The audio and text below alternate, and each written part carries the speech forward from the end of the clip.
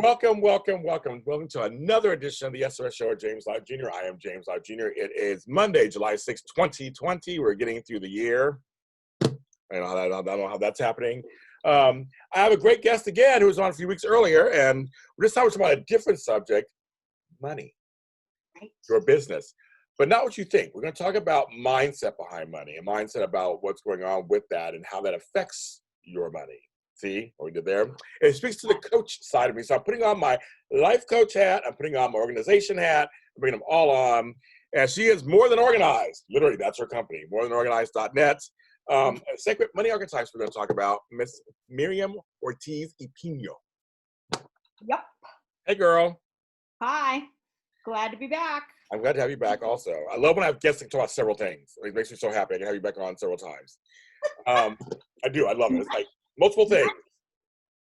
I just love talking about money. Yes. And well, also, just on a side note, it's a thing that folks out there, a lot of organizers have many different specialties. That's also the thing, too. You watch your episode about education. That's the point. Many of your organizers know several different parts of life. Right. For you. So I always do my thanks and gratitude, and I'm going to give my thanks and gratitude this week to all of the small business owners of all races and all genders and everything all over the country, because being a small business owner, we're going to talk business today. So being a small business owner, I see you, I hear you, I feel you. There are ups and downs in small business, and I know the climate of things happening, people are like losing their businesses because of COVID and stuff, but I know it's really tough. So if you're hanging in there, you're still in there, we're so happy for you. We're so glad you're doing it. And, you know, and we know it's a struggle, but we also know it's worth it when you have your own business. It's a great feeling to earn every dollar and put the blood, sweat, and tears in and build something from the ground up. I love it. I've been a small business owner for 11 years. I love it.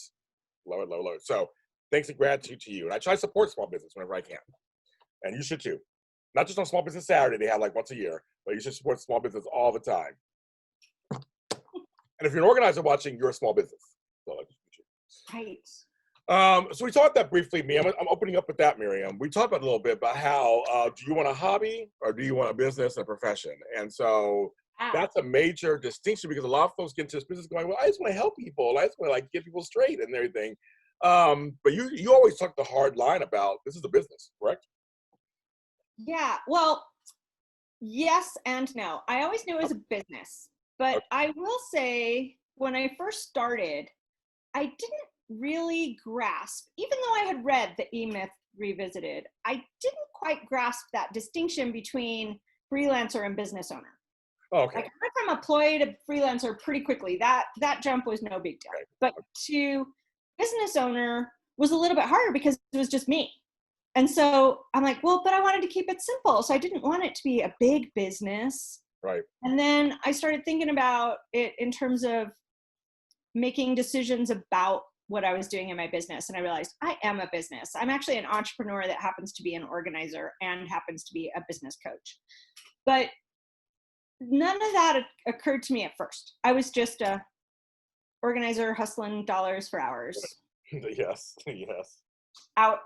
And I like saying it that way because most of us think, actually, well, I make money per hour. No, when you are the business owner and you are being paid that way, you are hustling. You are basically paying them to work for them, is what ends up happening. I like that. It's very true. Yeah. But I also like the fact you said, shameless plug number 523, I have a new book out called How We Became Entrepreneurs. Me and Cesar Espino wrote this book. This is book one. We have a series coming out. And I talk about how I became, so we tell it in plain terms. Just want you to a little plug. But no, I talk about that too, Miriam, how there are things I didn't realize at first. Yeah. There are, so I guess there are different stages of business ownership realization. I guess I'll say that, right? Yeah. And, you know, I am not a dumb person by any means. And No, you're not. I reached out. I read books on how to start a business. I did the entire small business checklist, and I went through SCORE twice. I went through, you know, like all these things, and no one put all the pieces together for me until I hired a business coach to ask a few very specific questions and get them addressed. And then that's when I started learning how to think about it in terms of money and business ownership versus dollars for hours freelancing. Talk about, in plain terms, what does a business coach do, in your opinion? Yeah, so it's knowledge and insight. And it is about, well, different business coaches work on different aspects of business. Right. I work on money, mindset, and marketing, and systems. So those three things are all very systematic in my approach and very tied to organizing. Okay. But it is basically to help you create a physical and mental space for doing your best work, is how I look at it. So it's the strategy, it is how things fit together, it is different ways of looking at it and perspectives, to help you leverage your time so you work less and make more money. Yeah, I like that. Like, good answer. I like that. Yeah. So going back to you, I had different stages of the realization that I'm a business owner and not just, because there are freelancers in LA, especially a lot of freelancers, a lot of what you call it, flashers. I call them flashers. Yeah. Yeah. A lot of multi-hyphens out there that do, like, they have their main business and their side hustle. And there's all different things there's different words we'll use all the time. So, but also side hustle. Side hustle. I got a side hustle. I got several side hustles, but I think they're all careers now at this point. Because some can turn into a career. I mean, some side hustles can turn into a career, but that does happen. And some careers go back and revert to a side hustle. So I mean, it's not static. Exactly. Everybody, right, moves around. Mm-hmm. So I want to ask you, the beginning, everything has to do with money, though. Everything begins, it seems to begin, I'm actually going to change my statement. It seems to begin and end with money. Mm-hmm. Money is involved. So the first thing I like, when I was reading on your page about the Sacred Money Archetypes, right? The first thing is mindset. So there's self-judgment. I'm never good with money. I don't know how to I don't handle money. I will never make any money. Like, all those self things you say to yourself. So let's talk about the self-judgment piece. Isn't that the beginning of all of this, actually, is to kind of eradicate that? It actually depends on what your archetype is. Okay. So how you do money is how you do everything. And your relationship with money impacts your behaviors, your feelings, your outcomes, your activities. And when you don't understand how you feel and interact with money, it gets really mixed up, and you tend to rely on your limiting money beliefs, the things that your unconscious brain will default to because they're easier than the thing that might pull you forward. Because we're used to however we grew up. Bottom line is, we do not talk about money in this country in a way that makes sense to anyone. Right. I mean, I have financial planners that I ask a question and they don't even know what I'm talking about. See? I'm like, you're the financial guy. Why don't you know right. it? Right. Because it's never about money when we have these conversations around money. It's about everything else. It's all limiting beliefs. And it doesn't matter how much money you have. Millionaires have the same limiting beliefs as people on welfare. They just, they're approaching it from a different level, but the idea can be the same. I'm not good enough. I don't know enough. I'll never be like that. There's not enough. There's a lot of different ones. But the judgment about money actually only shows up in a few of the archetypes. Okay. So, yeah, I use a modality called Sacred Money Archetypes, developed by Kendall. Talk about that. Tell what that is. Yeah. It is an assessment tool that asks a lot of different questions about money and how you think about money, and then it spits out your archetypes. And it's 8 different archetypes. They're based on traditional archetypal models from Carl Jung, Carolyn Meese, and Joseph Campbell. Yeah. So they're pretty recognizable as archetypal things, and it just gives insight into your behaviors around money. And so I was exposed to it when I was coaching with Kendall in a program, and I was just using it for myself. And then I was at another event and we went through it again, and I had a different reaction to the results. The results were the same, but I had a different reaction. Like I heard new things in it and I'm like, huh, I wonder what that's about. And Yeah. then the next year at the next event, she offered to get certified in using it. And I'm like, I think I want to go deeper with this material. So I got certified just thinking I would still use it for myself. And at the end, I thought, I'm going to try this with my organizing clients, because how you do money is how you do everything. Use it as the assessment tool in our first session with every one of my organizing clients. Oh, wow. So we have a common language to talk about their things. And the results went way through the roof. So it was amazing to make that connection. And then the whole time it was just helping me talk to my business and entrepreneurial clients about actual money issues as well. Yeah. So that actually, you just saw something about kind of cross-pollination, how things link up together. It's helped you with organizing clients. It helps you with language. Exactly. You know, I had, and it was interesting. It all kind of came together. I had a client that I walked into her apartment or townhouse and everything was sparkly. You know, she had branches with crystals encrusted on them. She had mirrored mosaic mirrors, you know, I mean, it was like the mirror was mirror mosaic and everything was gold and shiny and sparkly. And she was the first person I did the Sacred Money Archetypes assessment with. And her top one by far was celebrity. And I'm like, I knew it. I could tell all her stuff. And so I started just tracking who had what kind of signs show up in their places. And that was really interesting. But it helps me know where to push and where to kind of not push as hard with people. That makes sense. Yeah. So it's not the judge. Yeah, it makes sense. It makes sense to inform you on how to do better with your clients. It makes sense. It does make sense. How you can handle them. Yeah. So then looping back to your original question about the judgment of money, were you reacting to that from your judgy about other people's money, or people are judgy about you and money? Either. Just that I hear all the time. People are just always talking about, they're always talking negative about themselves. I hear it all the time when it comes to money. I'm so bad with money. I know how to balance a checkbook from a long time ago. I'm aging myself. But they would say things like, I can't balance a checkbook, or I can never keep enough money in my account, or you know, I always hear these negative things people say about themselves when it comes, they'll be positive and everything else. But when it comes to the money part, I can never get a hold of my bills. I can never get ahead on my bills. I never have enough money for it. It's always negative. So that's what I'm coming from that thinking. I was just wondering if that, when I read your thing about self-judgment, I was just thinking, I wonder if people, that does affect people I know as a coach also in other areas. It affects when you talk bad about yourself, you put those words out there on yourself. It does affect how you are yourself. And it's weird because, again, with money, since we don't talk about it in the right way, people can fix a lot of their self-talk with positive affirmations and doing the work and digging deeper and doing all that stuff. And then when it comes to money, it's like, oh, that doesn't count. Right. Like they start it like it's separate and different. And it's like, no, it's everything. So I recently, in the virtual organizer training program I just did for people, I gave them all a money breakthrough session. And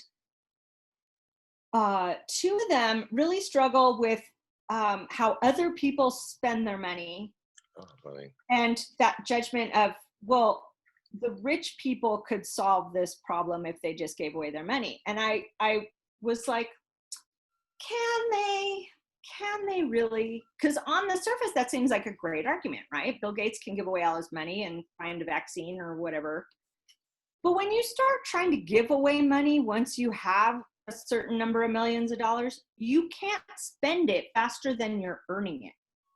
So on the one hand, it seems like a really great idea, but on the practical end, if you knew how money worked, you would realize that that's not the best approach for getting a bunch of money out of him to solve problems, because it's really hard. Or doing the money doubling exercise when people aren't used to making more money. Or we were talking a little bit about how most organizers start around $40, $50 an hour, and then they make another leap when they realize they're undercharging. And then that seems so huge because they're coming from $12 an hour jobs, $13 an hour jobs. And it's hard to wrap your head around money until you start practicing. So I always have people do the doubling exercise have you ever done that one? I've heard of it, but I haven't done it. Yeah, it's great. So just for the people listening, you spend $1 on day 1, you spend $2 on day 2, you spend $4 on day 3. So every time you're doubling the money from the day before and you spend it, and you have to spend all of the money that day. So by 30 days, you're trying to spend, I think it's around $6 million. Dang. In 30 days, you've doubled. Oh my God. That's crazy. 38. I don't know. I just did a spreadsheet. Yeah, it doubles. It goes up there. It doubles at some point. By the end of the exercise, and you think, well, if I had $3 million, it's like, yes, but you've had $3 million for the last 4 days or whatever it is, so it's really millions of dollars. And you end up buying yourself a house, buying your parents a house, putting all your nieces and nephews through college. You fund like every charity you've ever loved. It's like, you still have too much money. And it's just a real eye opener for people to start thinking, well, how much money does it take to run this business? How much money would it take to live the lifestyle I'd like to live? Maybe it's only $72,000, but maybe it's $2 million. And you don't know till you start playing in your head. What does that look like? Well, I also go back to the thing of, something you said earlier triggered this. I always go back to the thing of, you give a man a fish, he just eats for a day. Teach a man a fish. So I feel like money's the same thing. It's like just putting money at it, throwing money at it is a temporary, it's a Band-Aid situation. So you get a few bills paid, but then next month you're in the same boat, right? Well, it's the same thing with people that, 97% of lottery winners lose all their money in the first 3 years. Yeah, isn't that crazy? I know. Because they're buying crap they don't need or doesn't last or that's not important. They're just spending money to spend money because they haven't thought through what's important to themselves. So that's the other great thing about the money archetypes. It helps point out what is really important and connected with you to bring your kind of spirit and values and beliefs in alignment with your behaviors. And then it's all easy. So you take this course, and how many archetypes are there? 8. There's 8. Okay. Now I don't know if you because you offer this. I don't know if you want to name them or not. I don't know if how far. Yeah, we can name what the archetypes are. I'm very curious. Yeah. So what I'll do is I'll give you the archetype and their nickname. Perfect. It gives you a little bit of insight into them. Perfect. So there's the ruler, who's the empire builder. Okay.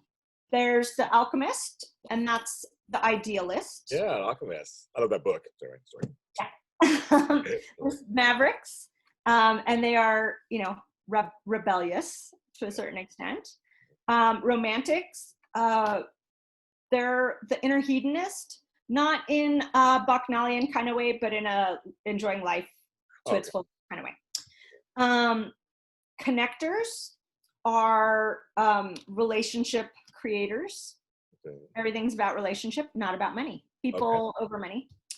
Accumulators are the inner banker. They're the very detail-oriented, strangely risk-averse. I know some of those. I do know some of those, yes.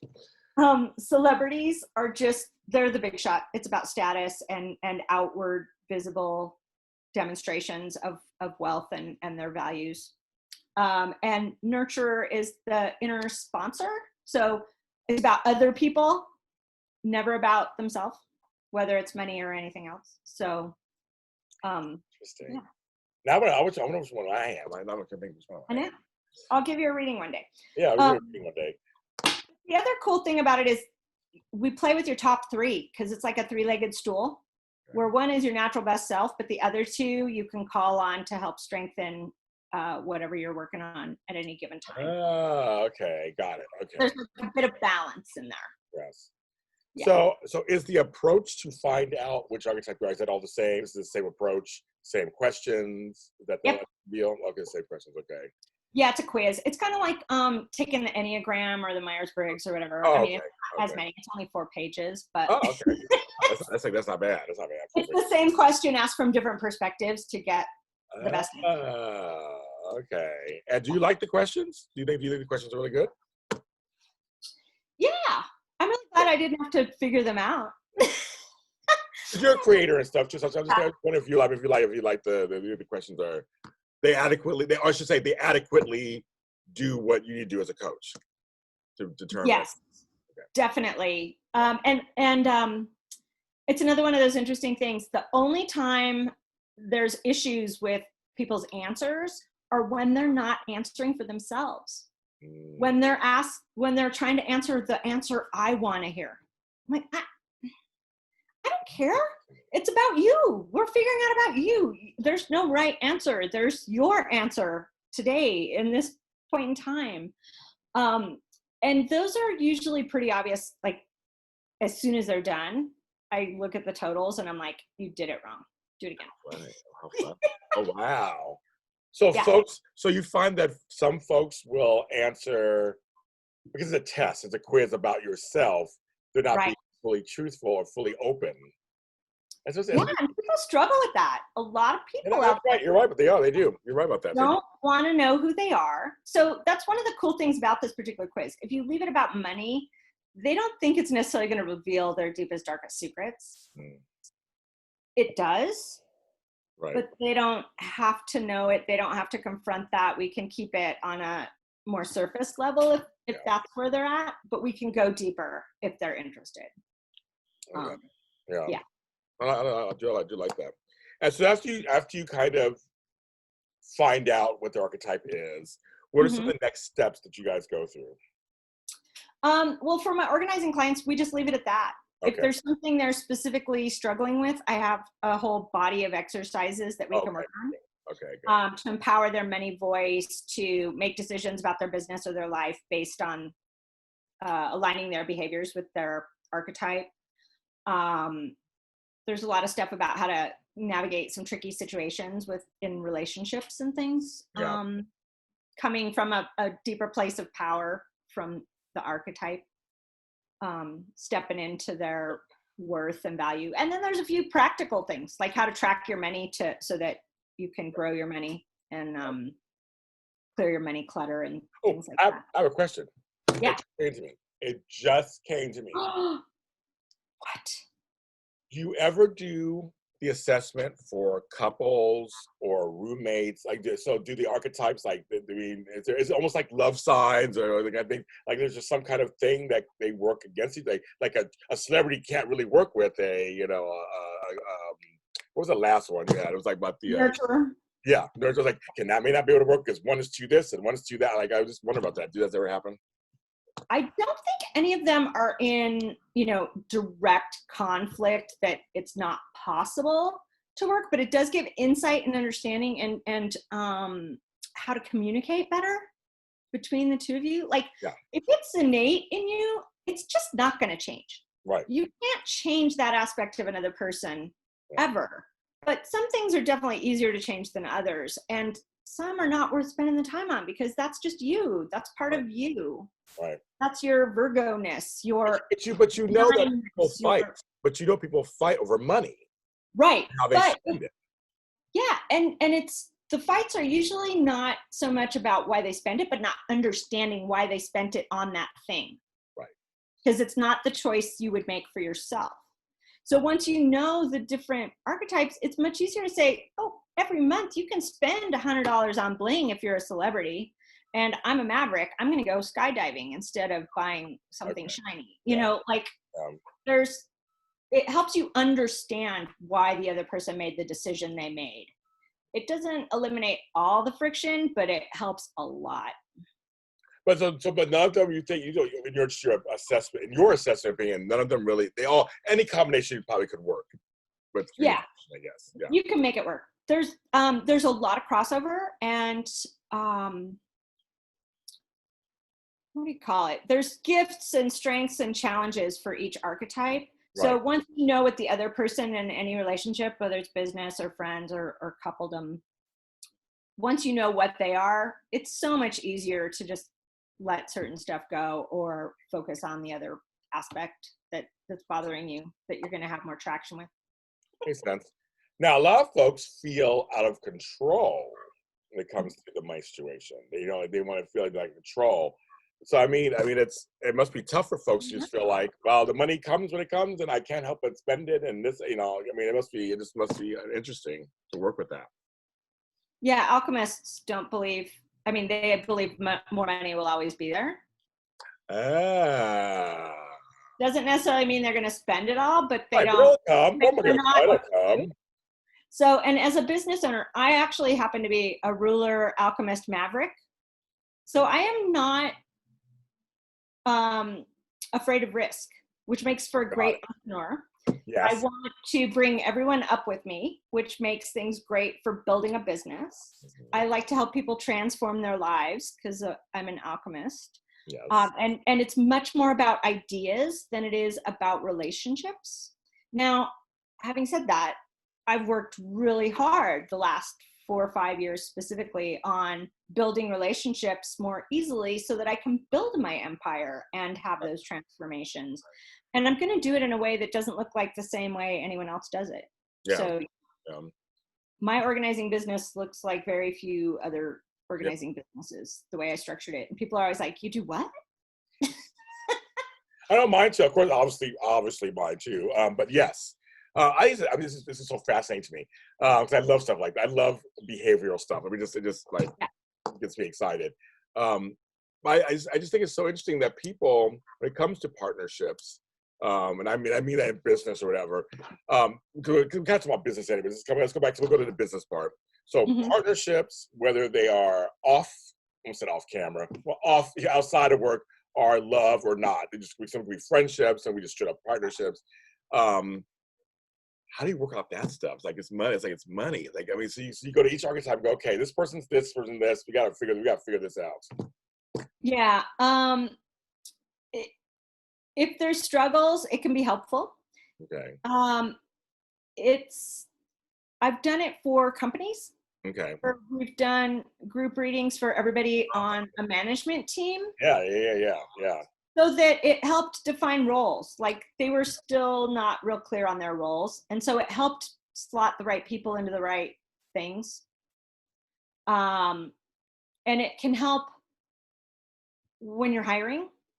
I know several companies that use it when they're hiring people. They will specifically look for this kind of person for a marketing position or this kind of person for a HR position or whatever. So it can be used in that way. I tend to not have a whole lot of those kinds of clients, so it doesn't come up very often, but I have done it. But for you, it's one-on-one, me and you. It's James and I. We're going to figure out your money situation and figure out how it is you do these things. And so you pull out these archetypes, you have the tools, you found which one I am, I answered the quiz, you have the tools, and now we're putting it into place. And I think that's, what are some of the, in your opinion, things you have found are some big mistakes that business owners make when they're first kind of starting out? Thinking they only need to make enough money to replace their old salary. Oh, funny. Okay, I've heard that. Yes, I've heard of that. Yes. I'll be successful when I've replaced my old salary. Well, you have to make 3 times more to cover the same expenses you used to be covered by your employer. Right. Now you're paying your own health care. Now you're paying your own Social Security and self-employed insurance or whatever those taxes are. Right. I can't remember what they're actually called. I know what you mean, but like you're paying for all things your employer would pay for. The insurance, the heat, all the little stuff, the office supplies. Right. Well, so seriously, that adds up. It all adds up. Yep. So that's probably the biggest one. And then thinking about their opportunities to invest in the business as expenses. So they won't hire a business coach or take a class because it's an expense. They don't have enough money yet. It's like, that's the thing you put on the loan or the credit card because that's what's going to build the business. True. I took small business courses, master courses at Cal State LA, and that was great. It was like a 3-week course. I took it. It was like 2 days a week. We had a good time. Just like, cause I wanted to kind of see what they were talking about and kind of see what was going on. I was like, oh, okay, it was way before I was just beginning the organizing process, but I wanted to see about business because I've run. See, here's the difference, folks. I have run companies, but they weren't my own business. Right. Me too. That's a whole different story. Right, isn't that funny? It's a whole, well, I ran companies, so, you know. Yeah, there's kind of those levels. There's the employee skills, there's the management skills, there's the communication skills, there's the marketing skills, there's the money skills, there's the operation skills. And when you work for yourself, you have to have a little bit of knowledge in all of those areas, and you have to really excel on the operations part. Oh, yes. Well, but also there's a whole different mindset too, because now it's like, ooh, I'm not saying, but every job I had, I put 1,000% into them. I want to make sure I make that clear. I took every job seriously, and I made them say, but which every single one, really? I actually had. I'm one of those people. I didn't. I'm one of those people. I can't help it. I had many side hustles that were just to have enough money to, pay the rent in San Francisco. But okay. Now, San Francisco, I worked 3 jobs at one time most of the time. But no, every job I treated them all. I'm an overachiever. I think in some of those. So I'm always like, if I'm here for 3 hours a week, then I'm at the best 3 hours a week. And you not forget me. So I can't help it. So every job I did. I don't do a bad job. I just didn't always do the best job. Yeah. Yes. Mm-hmm. I don't believe you. I know. But here's the point. The point is, when you get your own business, though, it's a whole other animal. Your mindset goes, oh, wait a minute. You start all those things you kind of, well, if that doesn't happen when you're working for somebody else, whatever. Now it doesn't happen for you. You're like, wait a minute. You watch every penny and it goes in and out. You are looking at person canceled their payment. What? Those people, are trying to sue me because I threw away a $4 vase. What? Those? Yes. Yes. I broke my wrist at a client's house, and then you have to deal with the different kind of insurance when that happened. Like all of it was like, Right, exactly. It's like just suddenly all those little things, which aren't little things, they all add up. But those little things in your other company that you worked for, well, they'll deal with that. That's the owners deal with that. Because you weren't the bottom line. That's one thing I learned about being a business owner. You're now the bottom. You look at the bottom line, but you are the buck stops with you. Like you are the final answer. You're the final, whatever the words are. And that was a different mind shift for me. That was a big shift for me. Yeah. So circling back to money a little bit, one of the other things, and I find it especially in organizers, is that not wanting to process money. Like they nickel and dime about the credit card charge. And it's like, are you in business? Just pay the 3%. Mark up your thing. No, like you don't go to the drive-thru at McDonald's and have them say, oh, you're going to pay with a credit card? Oh, you're going to have to pay extra. No, it's the cost of doing business. So I get that all the time. Yeah. Like, James, you have Square. Why? They take like 2%. I'm like, and PayPal if you put it immediately in your account, it takes out this. I'm like, it's 35 cents. I don't really give a F. I don't. Right. I mean, I have a regular merchant service that I run my coaching program clients through because they have different setup to guarantee my money doesn't get held in escrow when I'm getting a $6,000 payment instead of $10 payment. Yes. That's why you pay for those things. Right. I agree with you. I think people get caught up in the minutia of the little tiny things. You think the big scheme things, yes. True. Yes, at the end of the year, it does add up on some level, but then if you have your costs to kind of cover that, then it won't be tax deductible, people. Right, of course. There's that too. But don't you find people do nickel and dime everything when you become a business owner? Everything is just micromanaged to the nth degree, and it's like, and we are focusing on things we probably shouldn't focus on that much. Yeah, I find it interesting because I've always done some training for organizers, but I haven't run a coaching group for organizers till this latest one I've been doing. It's interesting to see everybody thinks something different about how the business needs to be run, and everyone in the group is stuck in a different place. And every one of the stuck places is something that none of them should be worried about at all. Like it's irrelevant. Not just that it's busy work, but it is actually irrelevant stuff that they're worried about. And then one of them isn't even really interested in figuring it out. So I'm like, why are you in my group? Right. It's great. But at the same time, I'm like, all right, well, if everything's good, what do you sign up for? But so it's going to come. We're in the middle of it. So I'm still confident will solve her issue. Oh, you got it right. So we have like, the issue of your value. So, because if you have, so we're working on self-judgment, we're working on different issues, like the archetype, you're working on the different issues that relate to the archetype and maybe part of personality, like you said, because they're a double Taurus or whatever, and they live in Los Angeles, like you're dealing with all that stuff. Yeah. So now when it comes to action, this is a big deal with organizers. This is a question I get all the time, and I want to preface to say this is my show. I talk about whatever I want on the show. Which I say that. For everybody, save all your letters and emails. I don't want to hear them. But I'm curious about the whole pricing your business. That is something that every organizer wants to talk about. And yep. I don't always tell my prices or like that, but I just want to talk about the whole behind the scenes of coming up with numbers of value and also the mindset of that. That's what I want to talk about. Really. Right. Yes, Miriam. So it is a different mindset to, instead of charge for your time, to charge for your value, the results and solutions you give for your clients.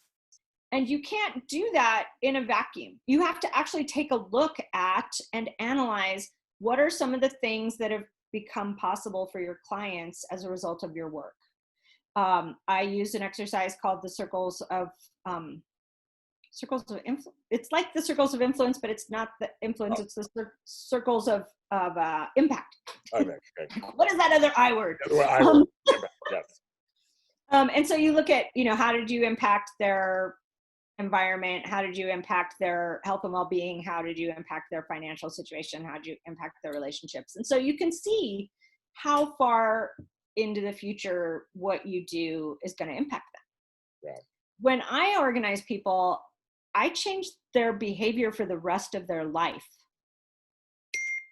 How much is it worth to always know where your pants are? I don't know. But if you're always able to get to work on time and well-dressed and you get the raise on the day you're supposed to get a raise, that might be worth $10,000 7 or 8 times in the course of their life, right? What you have to kind of start thinking about those bigger values and not necessarily for a dollar amount, but where does that line up with your belief in what you're doing? And how can you do it? So it's part art and part science. And I will admit that I stair-stepped it.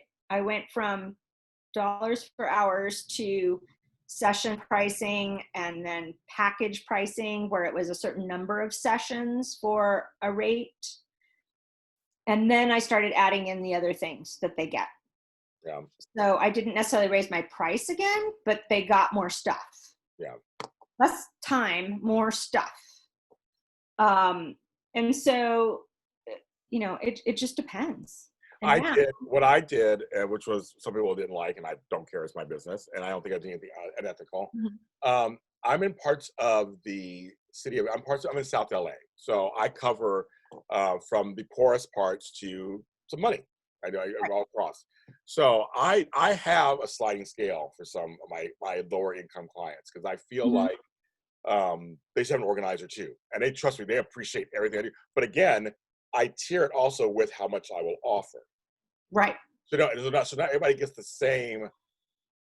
They get James Lott Jr. They get the super organizer when it comes to the door. You all get that.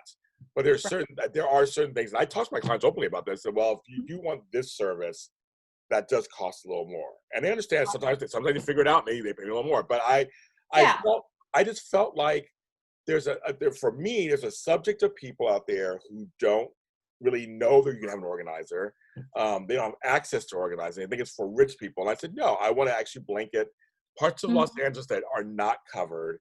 And I have no problem charging them a little less. Again, still valuing me. And I'm not charging $2 an hour. I'm not doing like that. Right. But I am charging in ways that I still feel are valuable, that I'm not walking away as a slave, so to speak. I'm not just giving it away. Exactly. And I think that comes from knowing who you are about money and your own relationship with money and where you're willing to draw those lines. For me, it's the level of commitment. And now knowing, because I've studied money for the last 12 years, not just the archetypes, but actually reading up on how money works in society and how that impacts it as well. But knowing that, I know organizers get this all the time. Nonprofits want to hire us, and then they'll throw out but we're a nonprofit, so we can't pay you. Like, that's not what the term nonprofit means. That is not what it's for. And if you are running a nonprofit and using that as your fundraising option, you're probably not very legit, and you're using it as a tax shelter. So I always say that, because for years, most of my highest paying clients were nonprofits. I worked for the directors of nonprofits to set up their office and systems that volunteers would then maintain, because I was cheaper than an executive assistant, even at my highest rate. No, I'm sure. So, when people try to cheap out, or I'm on a fixed income. Well, fixed income for people that have worked retail their whole life is gonna be like $365 a week. For someone that worked in an ad agency at $85,000 a year for most of their life, they're making thousands a week. So by saying I'm on a fixed income, you don't know what that means either. So in my opinion, it's none of my business what's in someone else's wallet. Absolutely none of my business. People work different jobs for different reasons, have different things. We all know teachers who are married to rich guys, and doctors, and vice versa. There's always going to be something hidden about people's money stories. Yeah. Rich people, driving rich cars, living in huge houses, who actually have no money in the bank. They're maxed out on all their cards. You don't know. So just stay out of everyone else's wallet. Figure out what your value is and set your prices there, and then make adjustments if you need to. I always have someone on a scholarship in my workshops and coaching programs.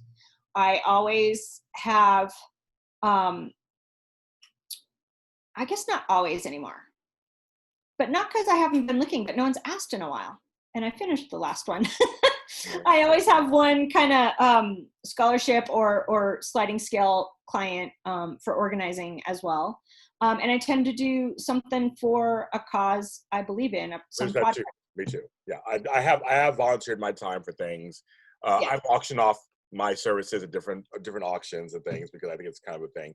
Also, because again, I'm a marketing person, so it's all about marketing. Get your name out there. It may start out free here, but it could turn into something. Yeah, and I think it needs to be in line with your brand. What is your brand? What does you stand for? And are your prices in line with that? I find it really weird when people want to work for rich people in affluent neighborhoods and organize for them and charge some of the lowest amounts. I'm like, that makes you a cleaning lady. Basically, yeah. And nothing against cleaning ladies, but it's a different skill set. They're not paying you for your knowledge and insight. They're paying you to do what they tell you to do. And that's the difference in being a professional and being a service provider. I'm glad you said that, because I want people, I say this all the time, and I have a feeling, Miriam, you agree, you're not paying just for me to come and organize. You're paying for when I show up in front of your door for that session, you're paying for 51 years of my life experience.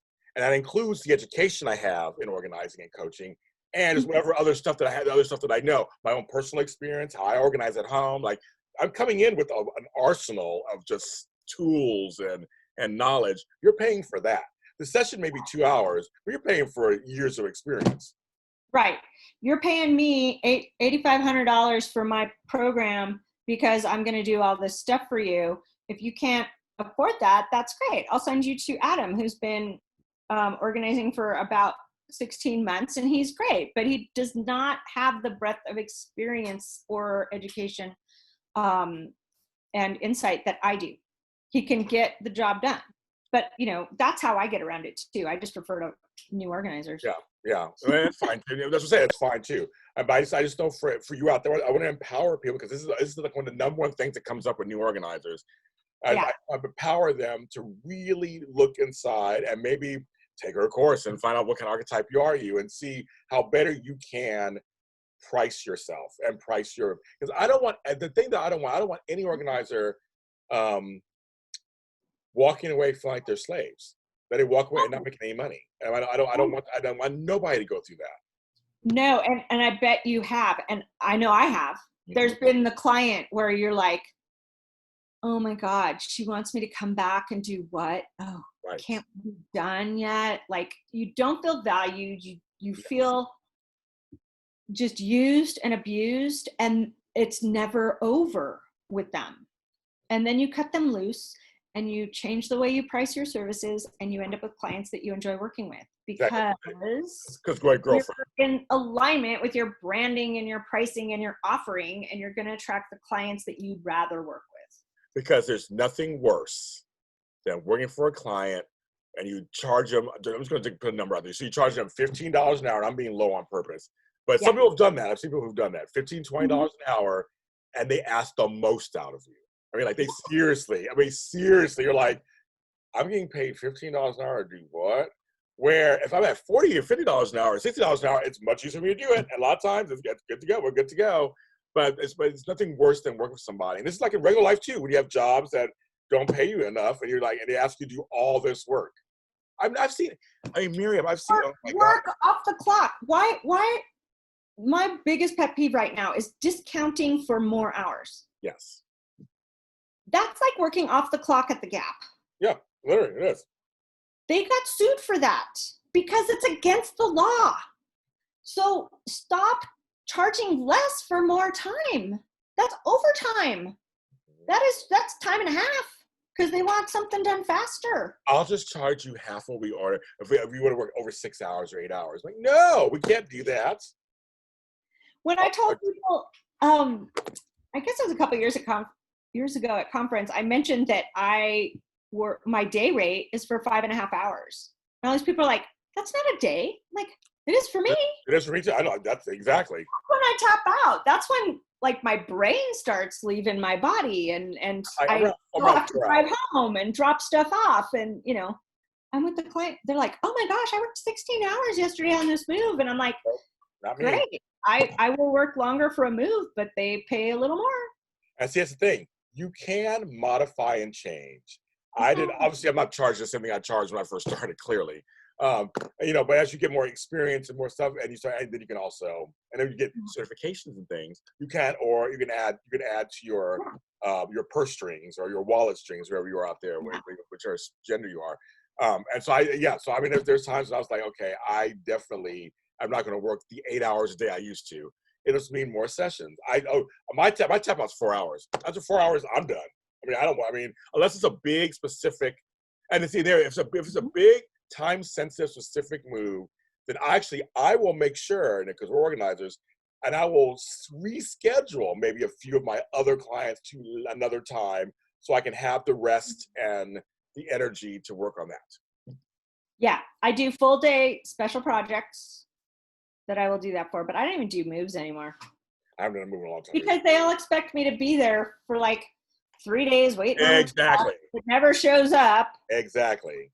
And then they want you to do the work without paying you more for the time you're actually working. And it's like, yeah, no, you're paying me for every day that I had to not work with someone else, because it's an opportunity loss.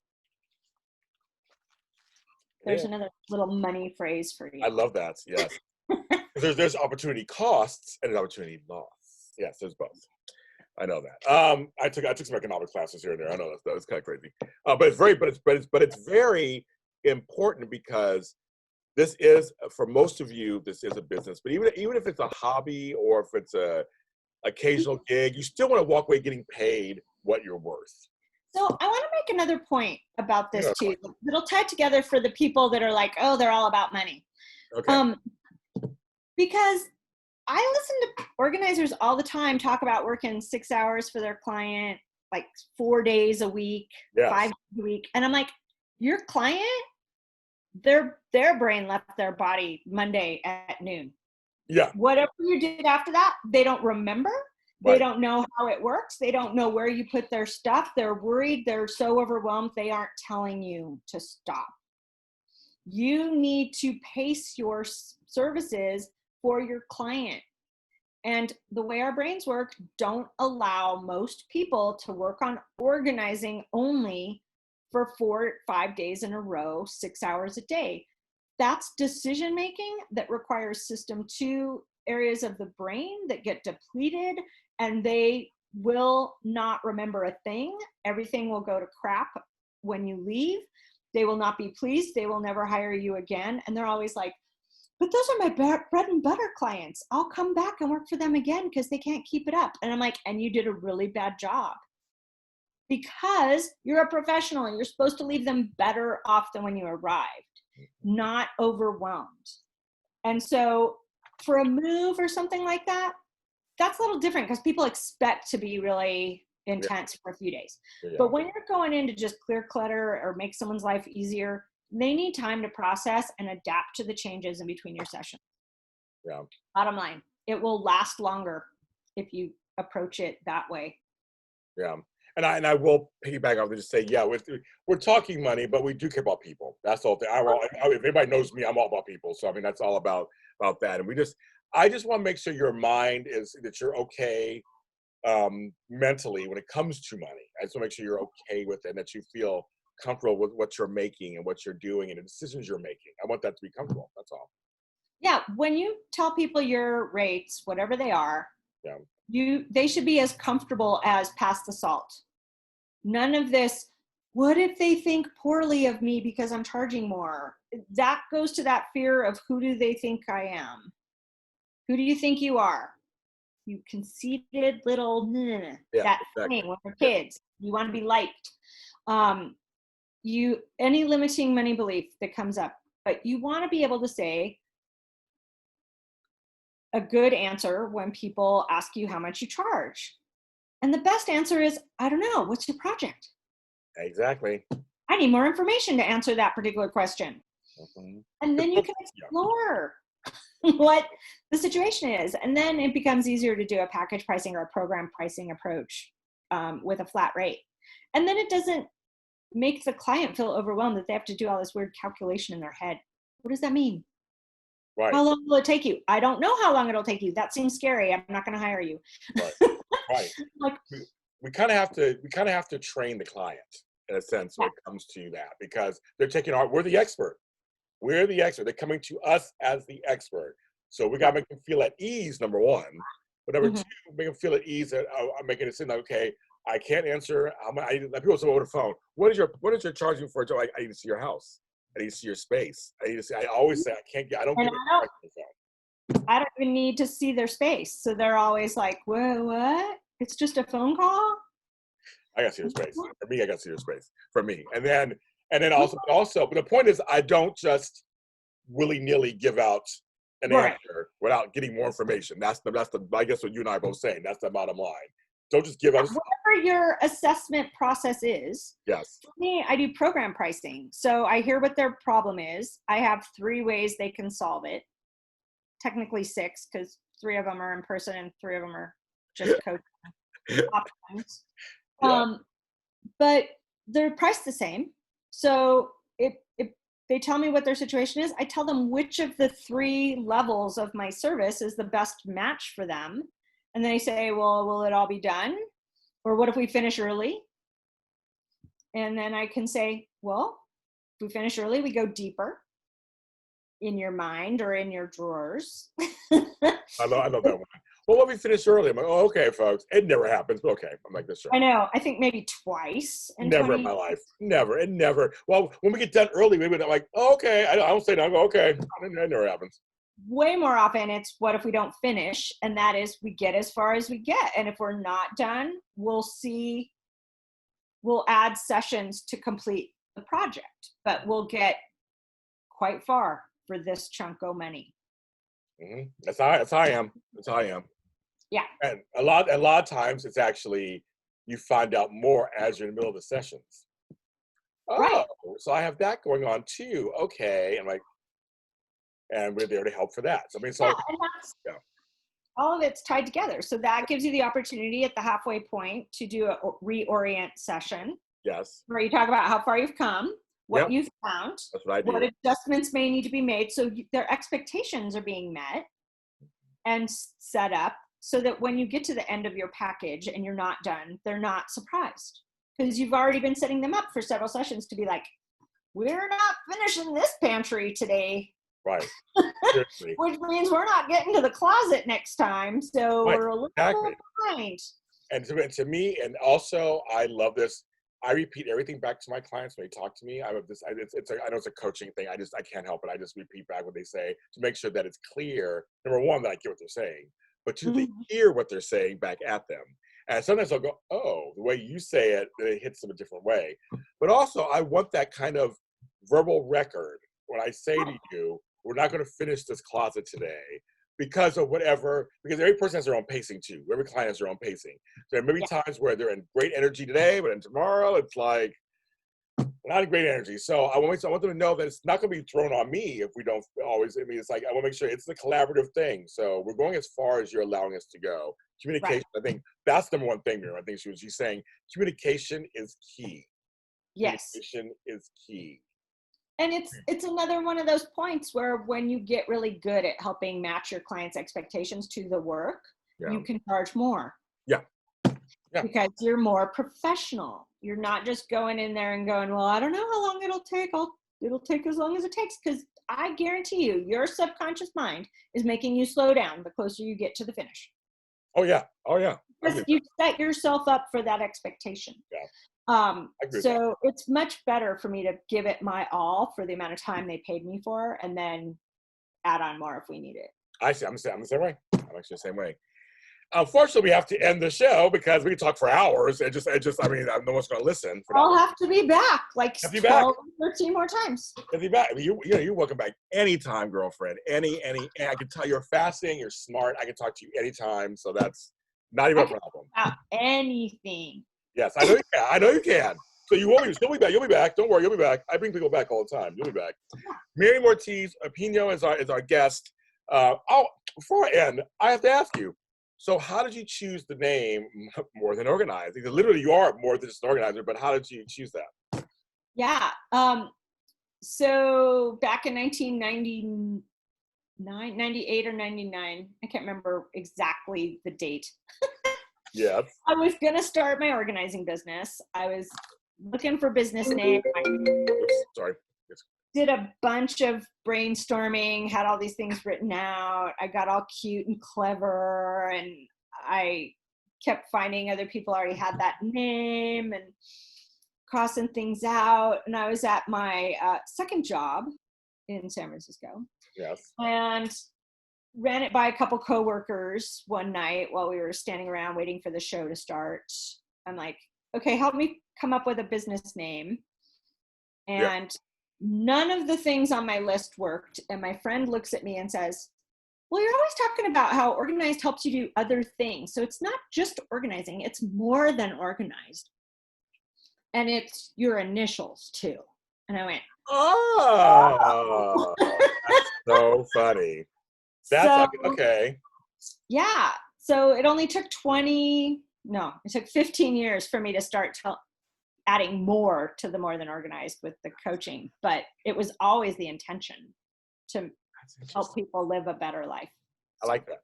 I do like that. Okay, that's great stories. I wrote it down. Oh, ask her where did she come up with the name and why? When I asked. Yep, my initials, M-O. That's so funny. Yeah. Miriam Ortiz y Pino is our guest. MoreThanOrganized.net is the website. If you want to take my business coaching with money coaching with her, she's available, right? You're available for this consultation. She'll talk to you and go from there, folks. All walks of life, right? All walks of life, doesn't matter. I will work with anyone. I work live and I work virtual. I have private coaching and group coaching, and some of it is designed specifically for service-based businesses. So it's really great for organizers. Yeah, really. And my book is How We Became Entrepreneurs, Book 1, Follow Our Leads. Me and Cesar Espino, my buddy, we talk about it's on Amazon, ebook, and on regular paperback. We talk about how we became organizers.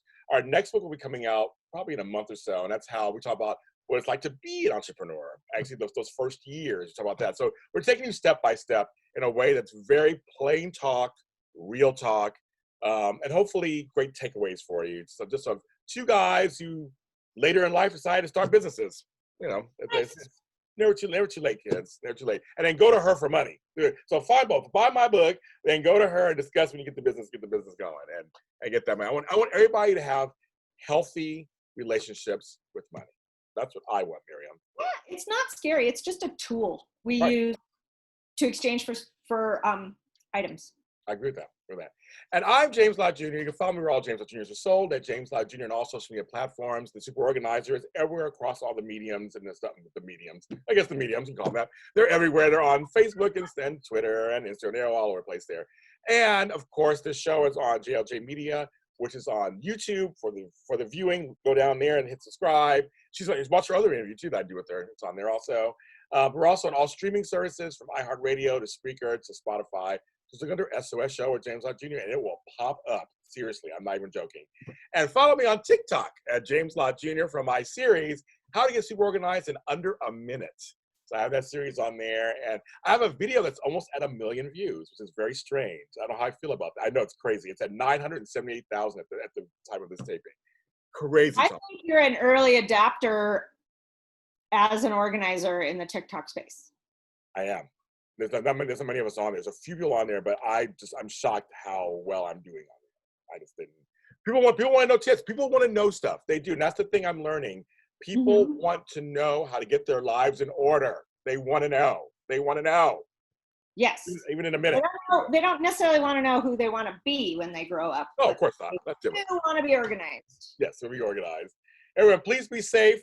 And while you're at home, maybe you want to try to organize. That's one thing I always tell. I invite you to look around your home, your space, your office, and maybe get it in order.